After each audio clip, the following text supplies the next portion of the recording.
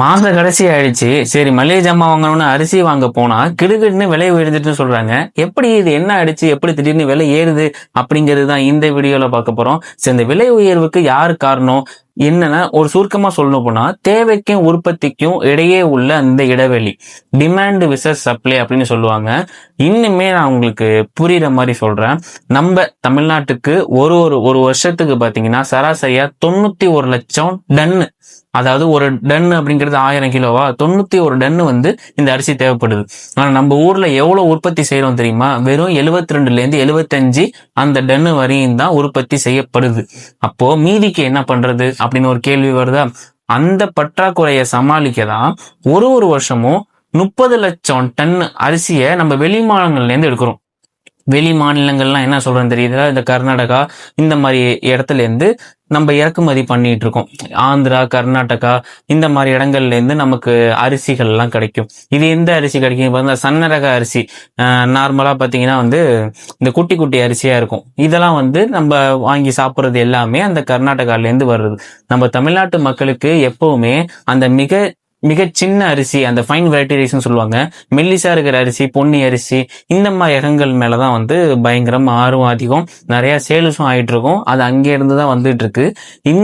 அந்த அரிசி, சின்ன அரிசி சொன்னோம் பாத்தீங்களா, அது பெரும்பாலும் பாத்தீங்கன்னா அந்த மாநிலங்கள் ஆந்திரா, கர்நாடகா இந்த மாதிரி மாநிலங்கள் தான் அது கிடைச்சிட்டு இருக்கு. சரிப்பா, இப்ப பிரச்சனை என்ன அப்படின்னா, அந்த சமீப காலமா ஆந்திரா, கர்நாடகால இருந்து அந்த சன்ன ரக சின்ன அரிசி பாத்தீங்கன்னா நெல் விளைச்சல் வந்து ரொம்பவே குறைஞ்சிருக்கு அப்படிங்கிற மாதிரி சொல்றாங்க. அந்த விளைச்சல் குறைஞ்சதுனால வரத்து குறைஞ்சிருச்சு. வரத்து குறைஞ்சதுனால டிமாண்ட் அதிகமாயிட்டு. டிமாண்ட் அதிகமாயிட்டுனா என்ன? ஆட்டோமேட்டிக்கா விலையும் ஏறிக்கிட்டே தான் இருக்கு. இதுதான் விலை உயர்வுக்கான முக்கியமான காரணமா இருக்குங்க. இது மட்டும் இல்லைங்க, இன்னும் ஒரு சில காரணங்கள்லாம் இருக்கு ஏன் ஏறுனுச்சு அப்படின்னு. விவசாயிகள் உற்பத்தி செய்யற அந்த நெல்லுக்கான ஆதார விலை, மினிமம் சப்போர்ட் பிரைஸ், அது வந்து உயர்ந்திருக்கு. அவங்க வாங்குறதே வந்து பயங்கரமா உயர்ந்திருக்குன்னு சொல்றாங்க. விவசாயத்துக்கு பயன்படுற அந்த உரங்களோட விலை இந்த போர்னால நிறைய விலை ஏறினது மாதிரி இந்த உரங்களோட விலையும் ஏறிட்டு, இதையெல்லாம் தாண்டி லாரி வாடகை, எரிபொருள், அந்த டீசலுக்கு இந்த லாரி வாடகை எல்லாமே உயர்ந்திருக்கு. இதெல்லாம் ஒண்ணு சேர்ந்து ஒரு ஃபைனலா நம்ம கைக்கு அந்த அரிசி வரும்போது அதோட விலை வந்து அதிகமா தெரியுது. ஸோ விவசாயமும் பாதிக்கப்படுறாங்க, மக்களும் பாதிக்கப்படுறாங்க இந்த விளைச்சல் கம்மியா இருக்கிறதுனால. சோ இது மட்டும் இல்லாம சாமானியர்கள்லாம் இந்த ஜிஎஸ்டி பாதிக்கப்படுது. எப்படி அப்படின்னு பாத்தீங்கன்னா, ஒரு பக்கம் இந்த பிரச்சனைகள்லாம் இருந்தாலும் ஏழைக்கும் இந்த நடுத்தர மக்கள்லாம் பாத்தீங்கன்னா இன்னொரு விஷயமும் பாதிக்கப்படுறாங்க. அது என்னன்னா ஜிஎஸ்டி வரி. இந்த ஜிஎஸ்டி பாத்தீங்கன்னா அரசாங்கத்தோட ரூல்ஸ் படி 25 கிலோ அல்லது அதுக்கும் குறைவா எடை உள்ள அரிசி அந்த மூட்டை இருக்கு பாத்தீங்களா, அதுக்கு ஜிஎஸ்டி வரி வசூலிக்கப்படுகிறது. பாத்தீங்கன்னா இப்ப நம்ம வீட்டுலலாம் அவ்வளவு வாங்க மாட்டோம். 1 கிலோ 2 கிலோ இட்லி அரிசி, 1 கிலோ 2 இந்த மாதிரி தான் வாங்குவோம். பத்தி என்ன அரிசியா இருந்தாலும் அதுக்கெல்லாம் பாத்தீங்கன்னா ஜிஎஸ்டி வரி போட்டு தான் நமக்கு வருது. அதே 50 கிலோ மூட்டையா ஹோட்டல்ல இல்ல பெரிய இடத்துல, ஒரு பெரிய விநியோகம் பண்ற இடத்துல எல்லாம் பாத்தீங்கன்னா நிறைய மூட்டை போகும். அந்த மூட்டை 50 கிலோ எல்லாம் வாங்குறாங்க பாத்தீங்களா அந்த அரிசி, அதுக்கு ஜிஎஸ்டி வரி கிடையாது.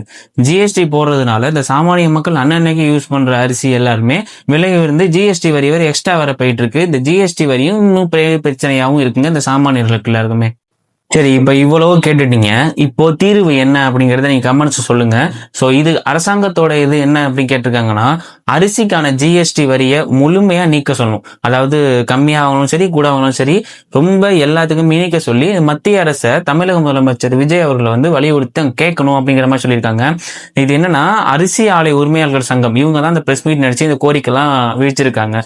இது நடந்தா சாமானிய மக்களுக்கு வந்து ரொம்ப ரிலீஃபா இருக்கும். அவங்களுக்கு ஈஸியா போய் அரிசி கிடைக்கும். கொஞ்சம் ஈஸியா நமக்கு எல்லாருக்குமே கிடைக்கும். அரிசிங்கிறது ரொம்ப தேவையான ஒன்று. அன்றன்றைய தேவைக்கு வந்து மக்கள் பயன்படுத்திட்டு இருக்காங்க.